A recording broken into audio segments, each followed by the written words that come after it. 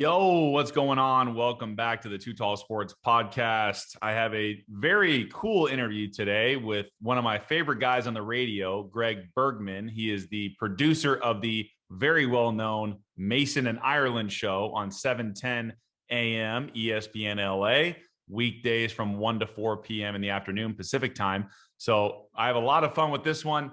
Greg's a great guy. He's been in radio forever, and he's got a really cool journey of how he got to ESPN.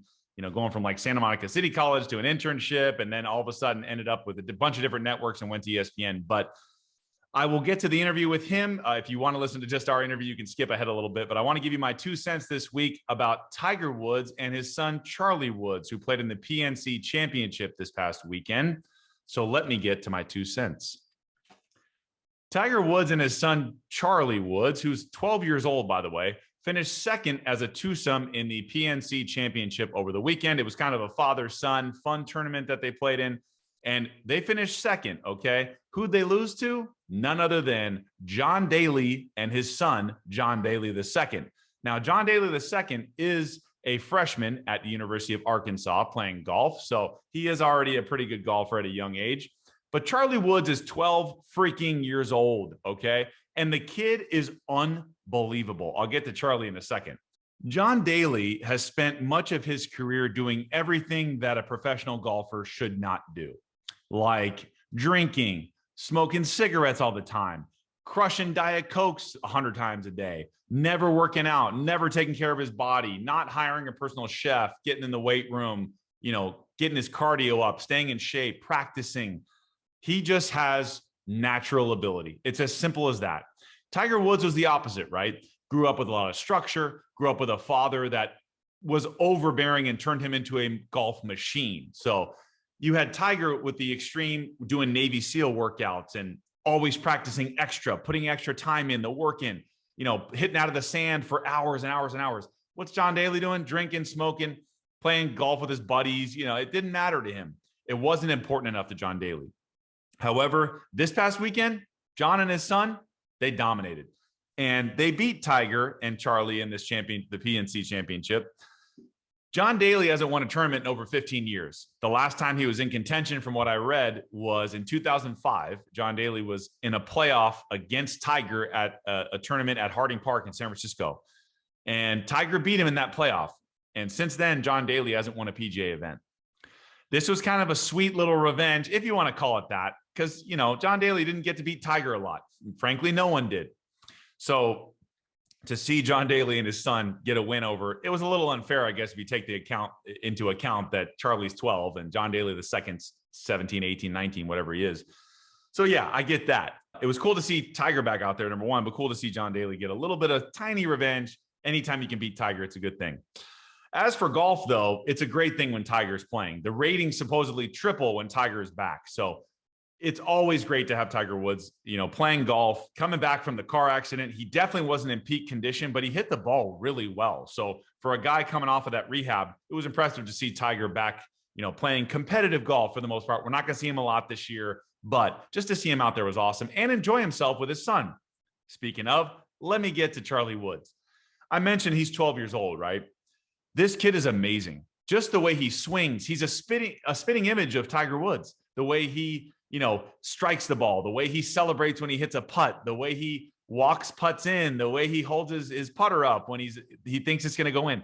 This kid has so much it and so much poise at that age, playing in front of people, not just playing a tournament against his own age kids. He's playing on TV, right? With big networks watching, all kinds of media, all kinds of other legit professional golfers on the tour playing against him. And he and his dad finished second. It wasn't all Tiger. This kid, if you watch his swing, go look him up, Charlie Woods. I was thoroughly impressed with this kid.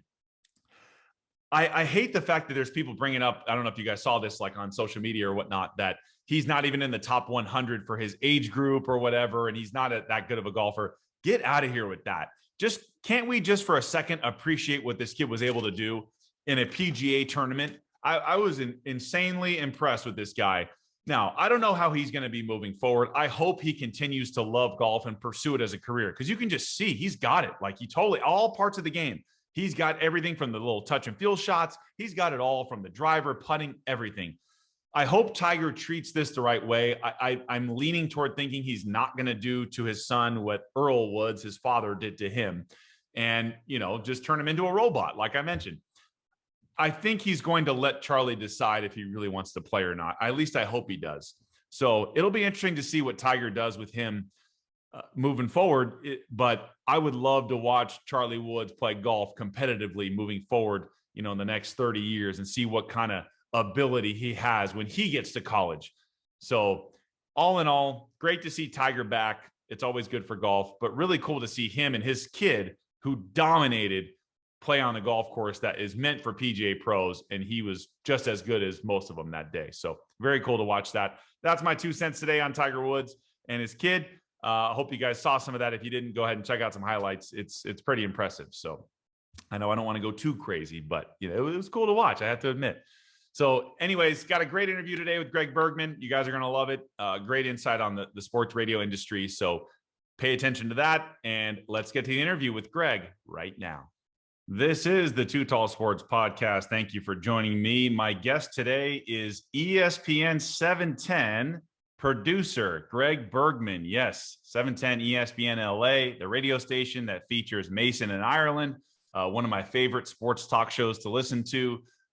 Greg Bergman is the assistant producer of that show and the station. He's the executive producer of that show.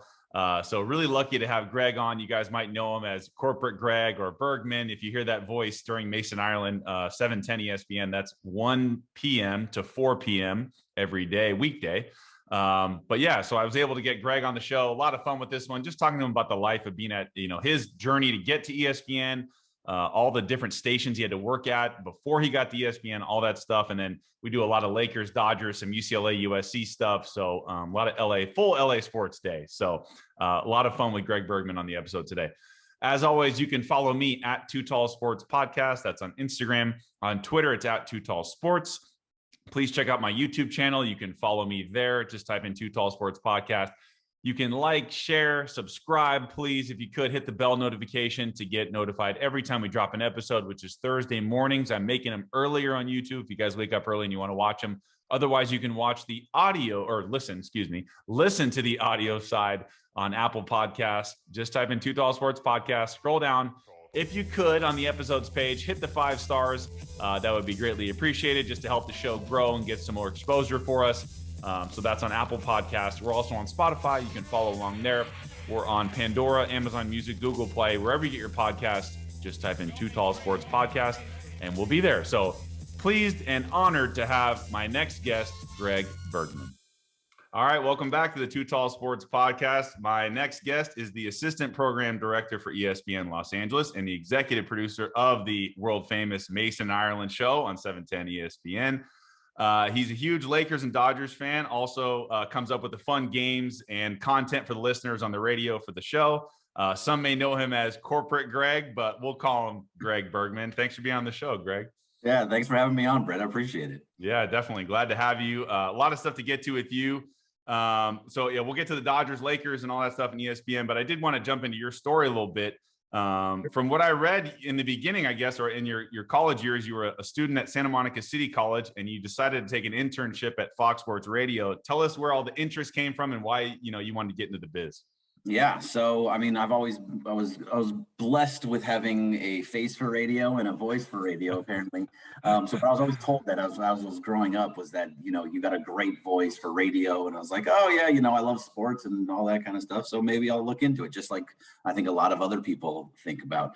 But I was at Santa Monica City College, and there was a guy there that was in my broadcasting class.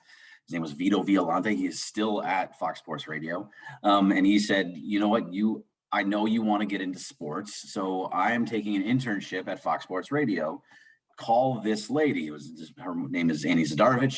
She's still there. She's in Premiere and is a vice president and all that kind of stuff. And I called her. I said, hey, Vito told me to come just to call you and see if you had anything available. And they said, yeah, sure, come on down. It was still super early. It was 2002. So sports radio was still kind of like, it was started and it was going, and Rome was going hard, but at the same time, it still was kind of on the newer part of it. So she brought me in, and I interned. and I loved it, and I thought it was great, and I stayed with it as long as I could, learned as much as I could, and they brought me in immediately afterwards to be an editor. So I was a sound editor, cutting up baseball games, cutting up basketball games, whatever it happened to be. And I just kept moving and going, staying with it and doing whatever I could, and until I became a producer and just kind of moved around a bunch of places and finally made it to ESPN. That's crazy. That's awesome, man. I know it wasn't easy along the way. I saw it when I was reading up on you a little bit. You went from a few different stations. You moved to Hawaii, I think I saw for a little bit, came back. What was it like bouncing around to different stations that whole time? It was tough, man. Like, so, I was at Fox Sports Radio for a couple of years, and then I left because I wanted to be in front of the camera. I was like, oh, I can do this. I can be in front of the camera. And I was doing Candy Cane Lane things, down in El Segundo, where I was for the El Segundo High School. It was this college, or there's this channel that was just on paid programming or whatever it was. And I would go to Candy Cane Lane and interview people on Candy Cane Lane, or interview the El Segundo High School wrestling coach, and all that kind of stuff. So I left thinking I'm going to do TV, and I was like, you know what? I do not want to be in front of the camera. This is not fun for me at all. And I went back. I did a whole bunch of other things on the side, but I went back. I was like, hey, I want to come back and be an editor again. But if I do, I want to learn how to be a producer. And they brought me to do that.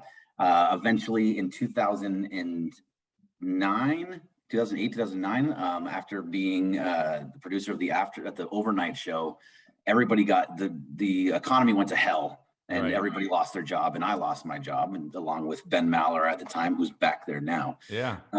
And so then I was like, all right, well, I need to find something else. And so I went to Sporting News Radio. That lasted a year because they moved to Houston, and I didn't want to move to Houston. So then after that, I went to, after that, I was like, I lost my job again. And I was with my wife at the time, who lived in Hawaii. And she's like, you know what, if we're going to go to Hawaii, now's the time. So we went there. We were there for 2 years. My daughter was born in Hawaii, so that was great.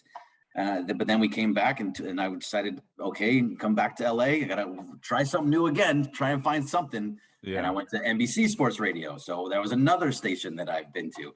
And after that, after NBC Sports Radio, that only lasted like 6 months, because I was like, this is just not working out. And then I eventually went back to Fox Sports Radio, and from Fox Sports Radio back to ESPN. So yeah, bouncing around all over the place. It was tough, but I always felt like if you don't move around in sports radio, then you really haven't been in it. And I was always told, if you haven't been fired in sports radio, you've never really been in sports radio. So I've hit all of those marks.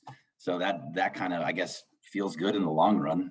But yeah, it's been a long, crazy journey. And next year is 20 years.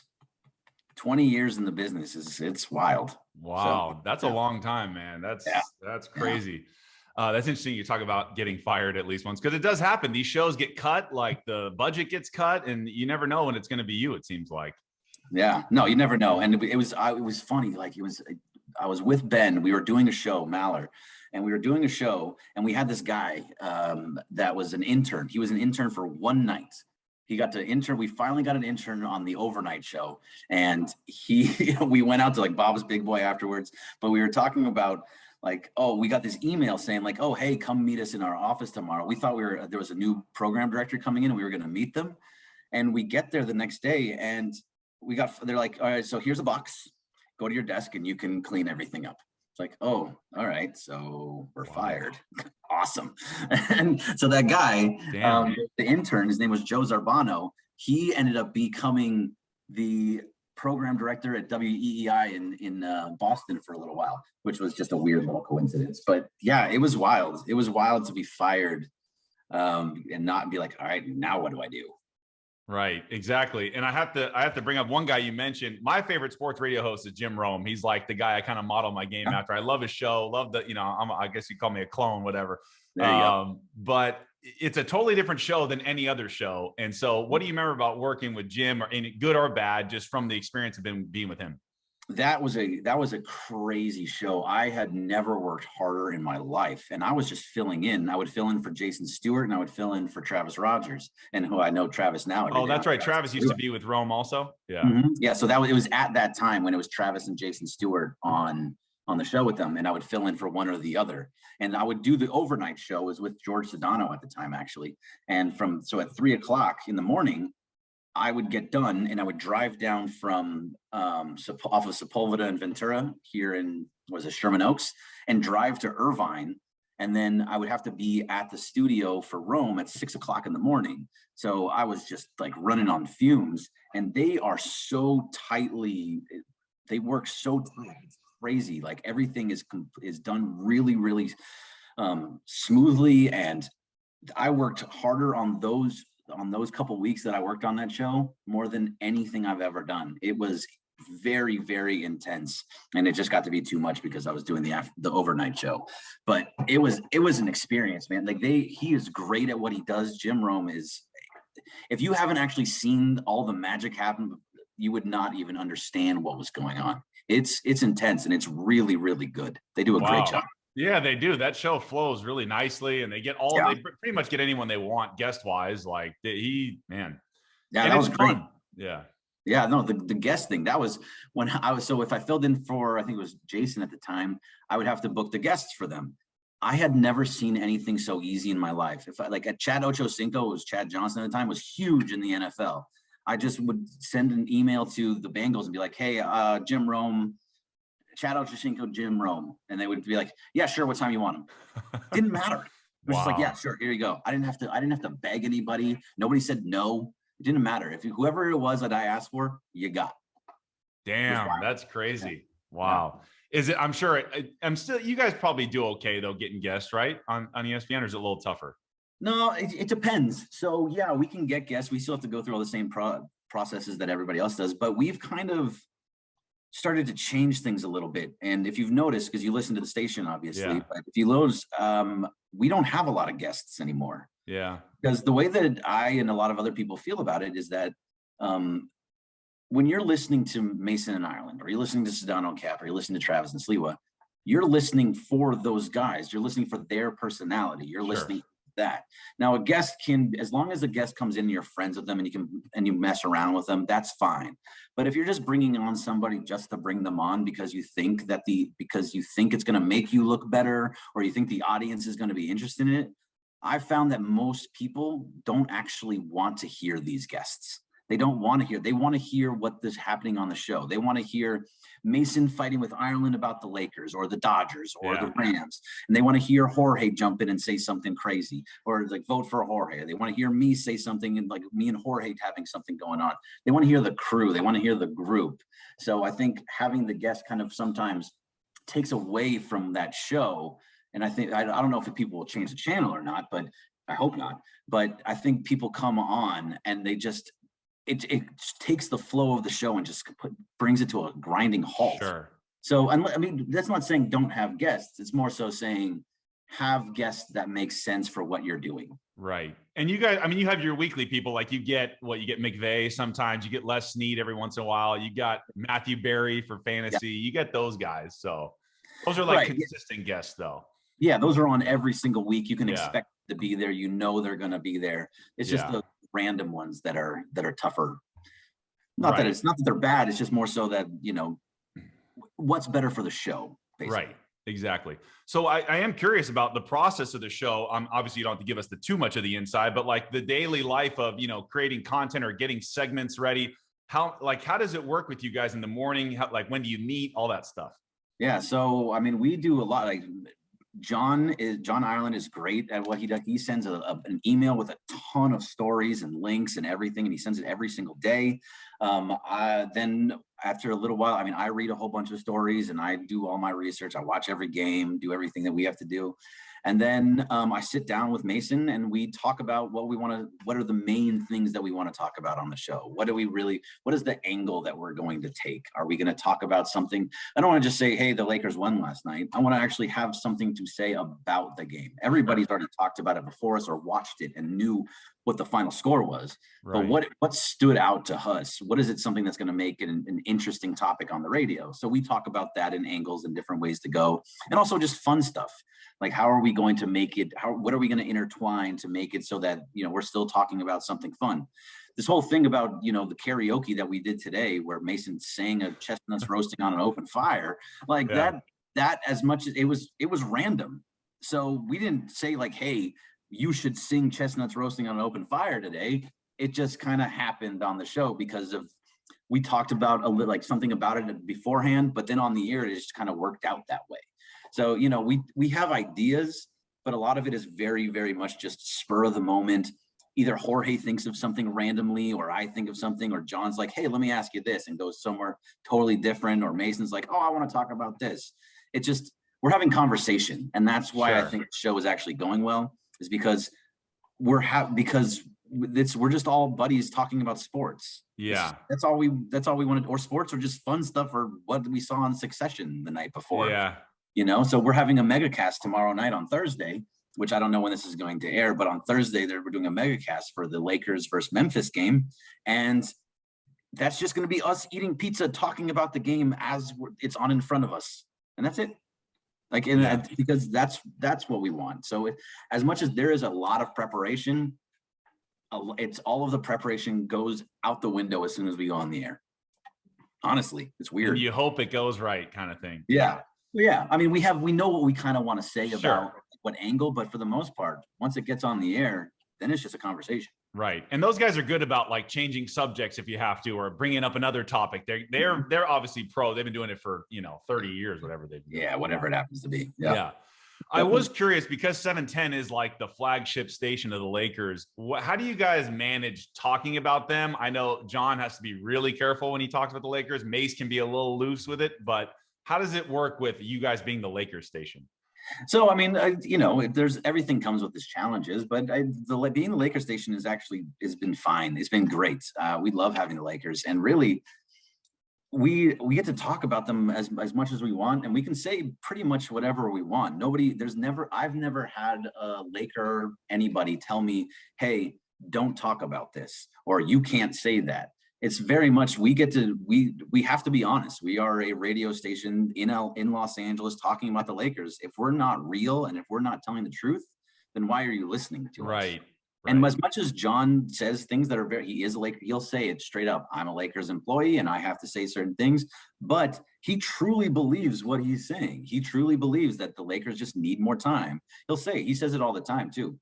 Right. Talk to me after 50 games. After 50 games, if there's still some issues, then fine. But for the most part, he honestly believes that Russell Westbrook is going to get better. That's his favorite player. That's his guy. Yeah. That's his guy. He's not lying about that. He honestly thinks that once with LeBron being healthy and everybody playing together, they will figure it out. It takes time. Yeah. He's not wrong either. We just kind of want to so with Mason, he's like, I want to talk about today. I don't want to talk about 50 games from now. I want to talk about today. So that's just maybe where the only challenge is. But for the most part, John believes and is true to everything he says. Sure. And Mace, obviously AD's getting a lot of heat right now just because everyone wants him to be, who he should be in most people's eyes. So Mason can take that angle maybe, and John is like, no, who else do you want? So it makes they are making relevant points still without trying to be homers, basically. Right. Yeah. And neither one of them are homers. I mean, right. I mean, let's be honest, everybody's a homer. Yeah. But, for sure. They do a good job with that. Yeah, they do. And obviously you guys do talk about the Dodgers a lot, and I'm just curious, as a radio station, and it's great when you guys do talk about them.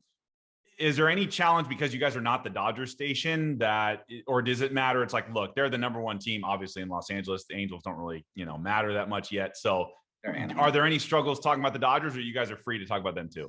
We're free to talk about them, whatever we want. And again, the Dodgers never say anything to us. I mean, I understand, the other station is very much, they have the Dodgers over there, and the Dodgers are a big part of their station. But for the most, I don't want to talk about both sides of my mouth, but we can say whatever we want about the Dodgers, and we're going to be completely real and honest about them. Maybe, I don't know how it is over there, but maybe they can't. Maybe they can, maybe they can't. So, but we get to say whatever we want. And I think that's what's so great about our station anyway, is that we do say whatever we want. We can say whatever we want. And I mean, you got to be somewhat respectful, of course, but for the most part, if we think Dave Roberts made a mistake, we're going to say, hey, Dave Roberts made a mistake. Yeah. That's great. Sure. We'll get to the Dodgers in a little bit. I was curious about, nowadays, a lot of the sports talk shows, the producers are really involved in the show now. It's like part of it, like Dan Patrick and the Danettes, they're really involved in the show. And you become a big part. You and Jorge become a bigger part of the show. And I think I did hear you say, like, you want to be you want to be the third voice. So what's it been like for you to be a part of the show instead of just behind the scenes and we never hear from you? Yeah, I mean, it's fun. Like, cause I'm just like everybody else, I'm just like you watch every Yeah. Laker game, you watch every Dodger game, I'm sure, or at least, a good portion of them, of both of them. So I live in a world that I get to talk about this every single day for 3 hours. Like, I'm not really, hating my life at the moment. No. So it's not so much wanting to be a third voice as it's just how it's kind of worked out. I mean, I've done so much with talking Lakers on, whether it was Showtime Forum or Lakers Raw before that, or, if it was Dodgers with, Dodger Blue or wherever I was before. So it just kind of works because a lot of times the producer, and you're talking about this, how a producer has a big role. A lot of times the producer works as kind of like the man of the people, like the voice of the people, because we can say, like, they have their sides and they're arguing. We can then take a side, be like, oh, I'm with John on this because of X, Y, and Z, or I'm with Mace on this because of X, Y, and Z. So that's how that kind of all just kind of came to be. And Jorge's done a fantastic job with everything that he's done. He can talk about the 49ers. He can talk about the Rams. He can talk about the Dodgers. Huge Dodger fan. So it just makes everything kind of work better. It's not so much about being a third voice as it is just, what's best for the show, and having some other people chime in takes away from the monotonous of the two of them going back and forth. Yes. And by the way, I bring that up as I like you as the third voice. I think you're the voice of reason. Usually you're the most logical and rational when these guys are getting off the rails. Like, thank you, Greg. Yes. So, yeah, I'm saying it as a positive thing. Yeah. That's usually what the producer does. We get to be that voice of reason, which is nice. Yes. No, that's great. So obviously you have a lot of co-hosts that come on the show or fill-ins. So you got like Momo and you got Michael Thompson. What's it like working with some of these fill-in hosts versus just Mason Ireland? They all do a really good job. It's kind of crazy. I mean, like, Momo is fantastic. I love working with Momo so much because she comes in and she doesn't take herself too seriously. She has fun. She knows what she's talking about. Yeah. She gets along great with the guys. She gets along great with us. Like, it's just an easy transition. So when John's off and Momo comes in, it sucks that John's not there, but you're like, all right, well, Momo's here though, so this is fine. This is great. We're not like, there's not a huge drop off, or maybe any drop off at all. Like, they are just she's just so great at everything. We had Brian Kamenetsky on the other day. He was really funny. I'm happy that he's back now. Yeah, where have they been, the Kamenetsky brothers? Yeah, they're doing the Locked On Lakers podcast for the Locked On Network. Yeah, they're doing a good job with that. But we just, things happen in this industry, and sometimes people have to be kind of move on, and that sucks. But we were able to bring them back, and I was really, really happy about it. We all were really happy about it. So, I mean, Michael Thompson's great. He is so funny. He's funny. He just doesn't care what he says, and it's incredible. And he gets away with saying whatever he wants to. Yeah. And he just enhances every show whenever he's on it. But yeah, all these every fill-in that comes in, they all have their different intricacies, and you kind of got to work with them all in a little bit different ways. Sure. But it's just, as long as they understand what's going on, that we're just trying to have fun and talk sports and talk nonsense, everybody is fine. I think obviously one of the great parts of your guys' show is the games, right? Everyone loves the game. So what's it like for you guys to come up with these games? And I know you have to come up with some sometimes, or I think that's a fun part of the show. So is that enjoyable for you as well to come up with these games? Yeah, they're not bad. Yeah. Like Jump Ball is the one that I come up with, which is, I'm going to be totally honest with you, it is just like every other game. It is finding stories, and we have to ask a question about it. Like, that's all it is. It's the same thing. We just do it with a different name. Probably shouldn't give away that secret or whatever. Yeah, no, it's all, if you're paying attention, Yeah. Yeah, So it's fun. Like, I like finding things that I know that John is going to have an opinion on, or I know that Mace is going to have an opinion on. When I have to do Game of Games, like I had to do today's Game of Games, which they hated. I put in work on that game too. Yeah, I bet. But it's fun to try and find the way, but you don't want to lean it towards one person or the other, or even Jorge or Momo or whoever is in there with us. So there's a lot of and you don't want to do the same game over and over again. So sometimes I get caught I just did this game. I don't want to do that again. So it takes a lot of time. I mean, putting Jump Ball together and Game of Games as much as it sounds like it's not much, it takes a little bit of time. It takes some research because you don't want to sound stupid when you're doing it either. Right. Exactly. So, yeah. And you guys do the mythical money, which is always fun. Oh yeah. I love mythical money. And you crush everybody usually, right? This is going to be 2 years in a row that I crushed everybody. Yeah. So yeah, look, mythical money is just, it really is just probably what you do with your buddies. Like, oh, I bet you that I got this game. Oh, I think the Rams are 13.5 against the Jags. I don't know about that one. It's just all that. It's the same thing that everybody else is doing. Or just fake money on it. Right. Exactly. No, for sure. Last thing before we get to the Dodgers, just something, maybe, I don't know if you have anything on John or on Mace, like just anything fun about them or surprising that maybe we wouldn't know that you're willing to talk about, or, just the real guys that maybe we don't know. No, I mean, John is maybe the easiest going guy you'll ever meet in your life. He will absolutely take a picture with you. He will talk to you. He's just a very simple, easy guy that, I mean, it kind of comes across on the radio. It kind of comes across on the broadcast with Michael too. That's just who he is. What I love about him is that he is who he is off the air and on the air. They are the same person. Mace is the same way. Mace is actually one of the most generous people that I have ever worked with.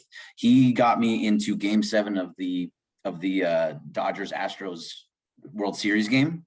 Wow. He gave me tickets to go see the Raiders at SoFi. We've sat together at Laker games. We've sat together at baseball games. Like he is just a very, very generous guy that just wants everybody to be happy and be around. And like, it is an honor working with those two because they are legends. They've been around forever, but they're still going strong and they're still really, really good at it. They still put in a ton of effort too. They're not just taking off shows. You know what I mean? They're not just coming in and being like, we've been doing this for 25 years. What are we going to talk about today? Like they're putting in the work and they're doing what they do.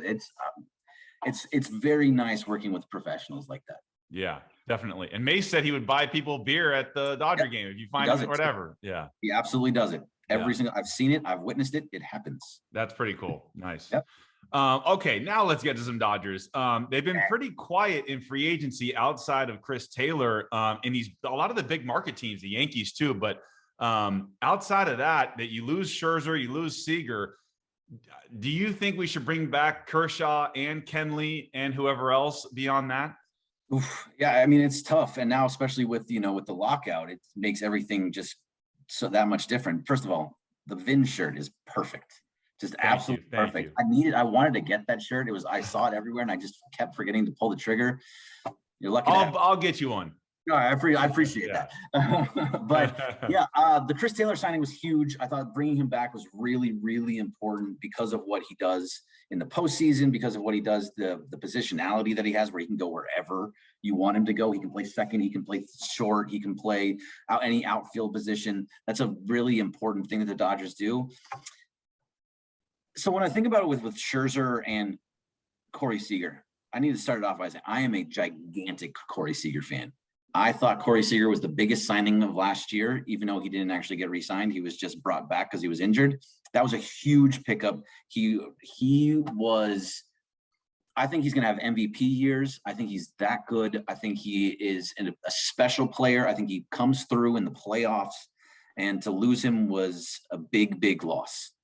Scherzer is obviously a loss because of how great he is, but dude, get your money. Like, you're going to go get $43 million from the Mets a year. See, you were here for, a hot minute, and it just didn't work out. And we didn't even see you in the playoffs, unfortunately. Right. And he's 37 years old too. So it's a little different than Seager. Right. Now, Kershaw is interesting too. I think if you can get him back on a decent sized contract, Kershaw in any other uniform just feels and sounds weird. I mean, if he wants to go back to Texas to be with the Rangers and maybe with Corey Seager, he lives there, that I would be like, all right, I get it. That makes sense. But it feels weird to not have him be a Dodger. I just don't think you got to pay him as much money as maybe he wants or how many years he wants. Right. I would love to see him back in Dodger blue, but if he's not, it's not going to be the end of the world, although it would really suck. And then who else? Kenley Jansen, as up and down as he's been. So Kenley found something out last year. He did. He figured it out. You're a pitcher, I don't know if it was a curveball or he has that weird hitch in his delivery now. It's like, whatever he did is working a little bit at least. Yeah, he's not cutter dependent anymore, which is yes, because that's all he was doing. What was happening was he lost his velocity, right? So he was at 95, 96, and then he was throwing 90, 91 as with a cutter that wasn't cutting anymore. Right. That thing is just a cement mixer. Yeah. It doesn't do anything. Just right down the middle. Like guys were just barreling it up and it was gone. So it was hard to watch, but he changed something last year where he did have that little hitch. He was changing up his pitches. He was throwing a curveball. I think he was throwing a slider as an out pitch. Yeah. But there was a lot of he was no longer a one pitch pitcher anymore. And that changed him. Yeah. Now, can that continue into the next coming years? I don't know. I mean, so again, he's a guy that coming back, who would you rather have, Brett? Let's actually ask you. Would you rather have Blake Treinen as your closer or Kenley Jansen as your closer? I feel like I trust Treinen a little more. Plus, he's got like 99 with sink. Like that thing is unhittable sometimes. So I like Treinen at the moment. Obviously, Kenley's got the legacy, kind of like Kershaw, right? I like him, but like, are we going to overcommit again to a closer that's on the back half? Probably. I know he pitched well this past year, but I don't like, it's kind of like what Kobe got that legacy contract almost. It's like, are we committing so much money to guys that are clearly on the back end? So that's the part that worries me. But the front office, Friedman usually comes through. Like they usually make the right decision. So I do trust whatever they do usually. Yeah, I mean, Friedman we trust because he's never done anything that you're like, oh, that was a bad move. Yeah. Maybe there's a couple, but for the most part, he doesn't. It's never. Well, yeah, they passed up on Machado and they gave the big money to Mookie, which I thought was 100% the right move. And letting Seeger go hurts, but maybe we got Trey Turner, so it's like we don't need Seeger. Yeah, I mean, look at what Seeger did over the last couple of years too. Yeah. Injured with the hip, injured with the Tommy John, injured with missing games. He missed games this year. While this postseason wasn't his best, he still had a couple big hits, but for the most part, it wasn't the same as it was when the World Series year. Yes. So yeah, I mean, I trust, and like with Kenley, I think he's going to get paid somewhere else. Somebody else will pay him more than he'll get from the Dodgers. Right. And Dodger fans won't boo him. Right. So that's also a big deal. But you're talking about Treinen, like. Some of them. Do you follow Pitching Ninja on I Twitter? see some, where they show the different movement of the pitches. Yeah. Ridiculous. Yeah. How are some of those pitches hittable? That's not even fair that they're able to do. Usually something. when you throw upper 90s, there's not that much time for the ball to move from when you throw it and when it gets to the plate. And his stuff is like, like it just, I don't know. It's crazy. They're like up and down inside. Yeah. It's like a knuckleball. That's not a knuckleball. It's right. Very odd. And so like I've never seen anything like it. So giving that role to Treinen, who we have, I think, for another year or two under contract, kind of makes sense. Why are we? If you're going to give a legacy deal to anybody, it's going to be Kershaw. It's not going to be Jansen. Right. I'm with you there. Yeah. As far as let's talk about the Lakers. Let's move to that. So obviously they're 13 and 12. We've had a couple months now. I'm like John, Ireland. I think let's give them a little more time. It's a lot of new pieces, but from what you've seen so far, what are your thoughts? It's tough. I mean, it's been really, really hard to watch this team. Now, if you would have asked me this question, last week, I would have had a completely different answer. But this week, after the game last night against the Celtics, where that was the most complete game that I have seen from them at all this year. I think they have a chance to be something special, but it's very difficult. They have to all commit to defense, and I just don't know if they have the roster that can commit to defense. Right. And so a lot of this, we're getting a lot of flack for Frank Vogel. Frank Vogel, he won a championship just over a year ago. It was August or September of 2020. We're not even in 2022 yet. Yeah. Like let's understand, he's also a very defensive-minded coach. He made that defense, the team last year in the 75-game season, that was the number 1 or number 2 defense in all of basketball. Right. And those were with guys that we just let walk away or move them all away.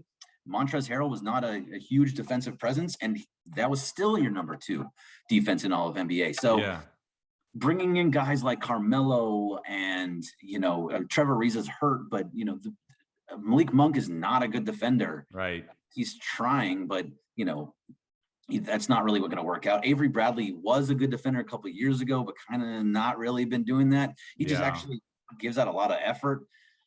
It's hard to watch. It's a hard watch, but it was much easier to watch last night. So hopefully what we saw against the Celtics last night is what kind of keeps moving forward. Yeah. They seem to obviously beat up on the bad teams just because they have more talent, you know, Do they? LeBron's. Well, I mean, some of them, right? Yeah. Yeah. Sometimes every once in a while, two losses to Oklahoma City doesn't mean. Well, that was bad. That was terrible. I felt bad. I kind of felt bad for Russ. Like you're back in OKC, like it's a home reunion for you. And you just, up by 26 and blow it. Like that was bad.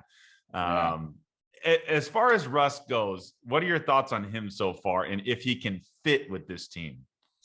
So I always thought that he could. It made sense to me, like, okay, LeBron doesn't have to have the ball in his hands. Russ can have the ball in his hands. He can do it. But then for the beginning of the season, 6, 7, 8, 9, 10 turnovers every single game. And it was just like missed layups. I had never seen anybody miss as many layups as Russ had in my life. Insane. But I always felt like it was kind of like when LeBron first got here. And LeBron, when you watched him every single game, it was with the baby Lakers at the time, you watch him every single game, you're like, okay, I see you're getting a triple-double, but you went 1 for 5 in the fourth quarter with 4 turnovers, and they lost because you didn't get it done. So while the numbers look good, the fourth quarter didn't look good. And so you start seeing them every single day. I feel like it's the same thing with Russ. And now obviously LeBron is, amazing, and he's picked it up, and I love him. But Russ was kind of the same way at the beginning, where you watch him every single game and you're starting to see, like, what are these turnovers? These are terrible. Like, it just didn't seem to work. Over the last, 2 weeks, he's cut down tremendously on the turnovers. He's running the offense better. He's having a little bit more control. He's getting it to AD. He's getting it to Bron when he's healthy. And it changed the whole dynamic of the team. We're not seeing DeAndre Jordan anymore. So it seems like Russ is starting to find his place. He's trying to make the adjustments. He's not as wild as he once was, is what it feels like. So I'm hoping that's what we see more. He's still going to make the bad turnover every once in a while because the ball's in his hand all the time. But it seems like he's starting to calm down and letting the game come to him a little bit more with this team, and they're starting to kind of come together. Yeah, definitely. Last one on the Lakers. As far as, Anthony Davis is a huge talent, and Charles Barkley just let him have it, last night. Right. But maybe I think there's some truth to that, man. You're, 27, 28 years old, supposed to be in your prime. I think people's expectations of him are so high that when he doesn't do what they want, it's a letdown almost. And they want him. He's shooting terribly from the outside this year. He's right. So that's an issue. The plan after LeBron leaves is he's the guy. Do you think you would believe in him as the Lakers' future, franchise guy? So, I mean, it's a tough question because it really depends on who's around him. If you have just Anthony Davis by himself. Right. And maybe Russ is still here. Yeah. Maybe Russ is still there. Sure. No, I don't think so, because everybody needs somebody else with them. But Anthony Davis, he does so many of the little things. He's a great defender. He's got to keep shooting that shot, though. Like, it's the beginning of the season still. We're still only 25 games in the season. Right. Got to keep hitting that, because that was a huge part of his game, hitting the mid-range jumper, finding a way to be a stretch 5 and 4 or 5, whatever you want to call it. Yeah. Threes. That was important. So he's got to keep shooting it to find that rhythm. But it's tough because they're right. He needs to get into the paint. He needs to exert his dominance, and he needs to be doing those things. And it's just like, it's really it's tough because you want to see him in the playoffs be a 5, which means he's really going to be down low more often, but he still has to hit that outside shot if it's open. Yeah. So, I mean, I agree with Barkley. I don't know if he can be the guy. It really depends on who's around him. And I just think he needs somebody. And then they get into the whole Giannis conversation.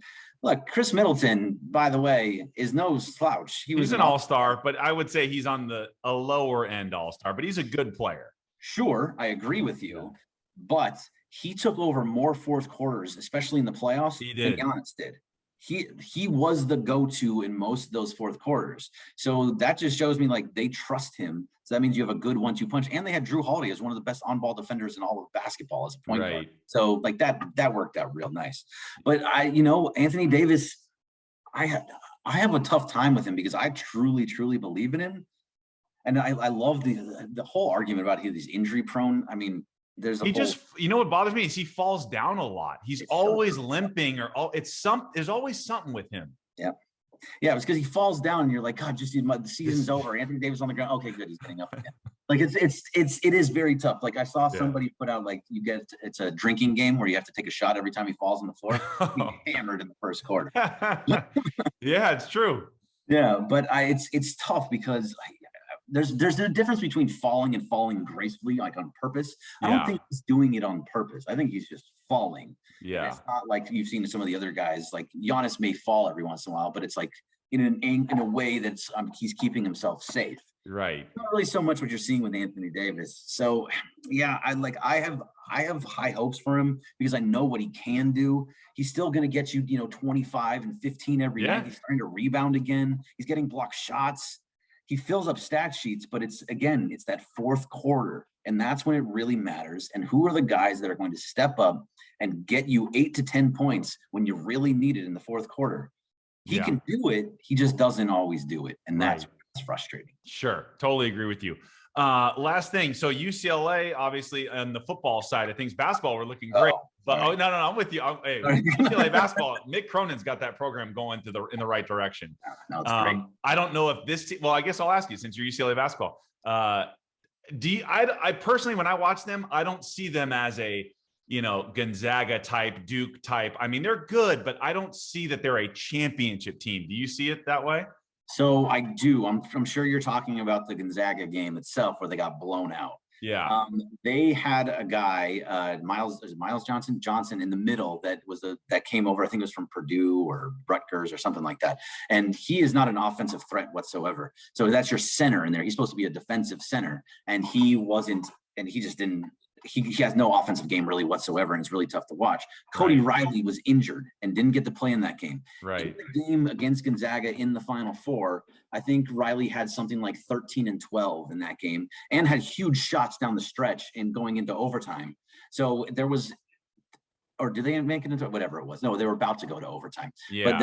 But he had huge stretches in that game where he took over and was playing great against Drew Timme, and he was playing great against everybody. Like not having them there made a gigantic difference where you didn't have your true center there.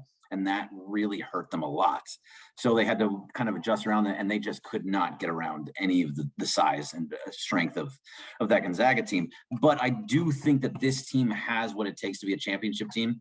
And there are very good offensively, but it's their defense. It's the way that Mick Cronin gets them playing defense and gets them playing team defense. Yes. And they swarm guys. They are all over them, and they don't foul. They're that good at defense that now they've learned how to be right on top of guys without fouling, and that's a huge deal. So I do think you'll see the same thing that you kind of saw last year, where teams just kind of underestimate them and think like, okay, we can just run right to the rack on these guys, and you just can't, because they take charges. They know where the spots they need to be. They play together. They talk to each other. It is a really good team, and I honestly think that they can make it back to the Final Four. Yeah, I think they definitely can do that, and I like the trajectory. It seems like the program is back. We're going to get those top recruits now. It seems like the program's back. Switching to the football side, Chip Kelly had a few years where USC was down, and he was able to, look better than USC per se, even though they didn't really do anything big other than crush them this year. Now with Lincoln Riley coming to USC, is this the end of UCLA's chance to do anything in LA, you think? I mean, UCLA had chances for the last 4 years. Chip Kelly's been there for 4 years. Let me just explain something real fast. So Chip Kelly, who I've been thinking about this a lot recently, which is weird, but I was thinking about, like, their offense is really good. DTR has teeny tiny little hands that for some reason when he throws a ball, when he cocks back, the ball falls out of his hand. There's a way it happens like once a game, it feels like. A little bit tough, but he's got good legs and he has a pretty decent arm, so it was working. But the offense is good. The offensive game plan is good. The defense is absolutely horrendous. Yeah, just absolutely horrendous. This team had a full team of 4th through 6th year seniors on that defense, and they still were terrible. So that just tells me that Jerry Azzinaro, who's the defensive coordinator, not getting it done. So they had a chance to have a really, really special year this year, and they kind of blew it. I still think they win 9 games. They'll win the bowl game against NC State, I think. So 9 games, it'll get him to stay if he does want to stay. The first 3 years were just terrible. Absolutely the worst football I've ever watched. He's beaten, I believe it's 1 or 2 teams above 500 in the 4 years he's been there. 2. Yeah. That's not acceptable. No, I'm sorry. That's not acceptable as a coach. I don't care what school you're at. That's not acceptable. So saying that he was able to, change the balance of the power, he didn't do anything. But maybe this year could have been something. The problem is now, like you said, Lincoln Riley, that is a perfect hire for USC. An absolute, I hate saying it, but it is a perfect hire for them. He's young, he's energetic, he's a great quarterback coach. Look at me, Kyler Murray and Baker Mayfield win Heisman's in his first couple of years. Like, get out of here, that's ridiculous. And then to come over here and bring guys with him, to bring his defensive coordinator with him, like, he is going to own the city. And now with the NIL deals, so who wants to? If you're Lincoln Riley and you're like, okay, so I can bring guys to Norman with an NIL deal, or I can bring them to Los Angeles on an NIL deal and get them a deal. Right. I mean, where are you going to go? If you're a kid, you want to be in Los Angeles or you want to be in Norman, Oklahoma? He is going to dominate in the recruiting. He's going to dominate on the field. I am very, very worried about it. I don't think UCLA is going to have a great chance against them moving forward. And I hate saying anything positive about USC. It actually burns my soul. Right. I hear you, man. And especially when the Pac-12 is down, right? This is a bad Pac-12 right now. I mean, even Oregon is like sliding. They just lost their coach. Like, I mean, he wasn't all that great either. Yeah. What did he do? Get blown out by Utah? He should have lost to UCLA this year. Like, right. Yeah. I mean, I guess I'll give him credit. They did go to Ohio State and beat them. So that was the one big win early in the year. But outside of that, and Stanford's down, Washington's down. Not a good conference. No, it's bad. It's bad to the point where anybody that is on the East Coast or even in the Midwest to the East Coast, they're like, oh yeah, the Pac-12 doesn't matter. Yeah, that's the way we look at. It's 100% right. Yeah. Okay. Anything you want to plug for 710 ESPN? I know you guys do a lot of promos, but the Mandy Awards, any of that stuff? The Mandy Awards. So the Mandy Awards are going to be on Sunday. Was it February 6th, I believe? And the Mandy Awards on Sunday, February 6th is going to be down in Quiet Canyon. That is going to be a huge, huge deal. Hopefully you got a ticket and you get to come hang out and be down there with us. It's going to be very, very fun. Everybody's going to be there. Everybody is going to be, it's going to be blue. There's going to be a red carpet. There's going to be people are going to play Family Feud. We're going to have awards. It's going to be pretty intense. That's cool. Nice. Yeah. And you guys are going to get Michael Thompson to go to the Mandy Awards? Yes, he will be there. Amanda is going to make sure that happens. Yeah. Yes. I was listening when they were talking about it. That was funny. Yeah. It was funny. Yeah. All right, Greg. Well, thank you very much. It's been awesome to have you on. Good luck with everything moving forward. You guys are doing great on Mason, Ireland. So 710 ESPN is great. And I appreciate you being on with me. Absolutely. Thanks for having me on, Brett. I really appreciate it.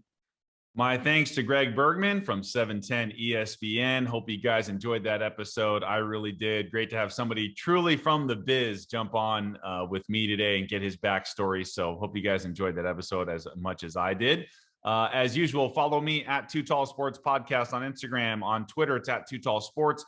Check out my YouTube channel, my Apple Podcast channel, Spotify, anywhere you get your podcast. Please subscribe, rate, and review whenever you get a chance. If you can get some 5 stars going, that'd be awesome just to help the show, especially on Apple Podcasts.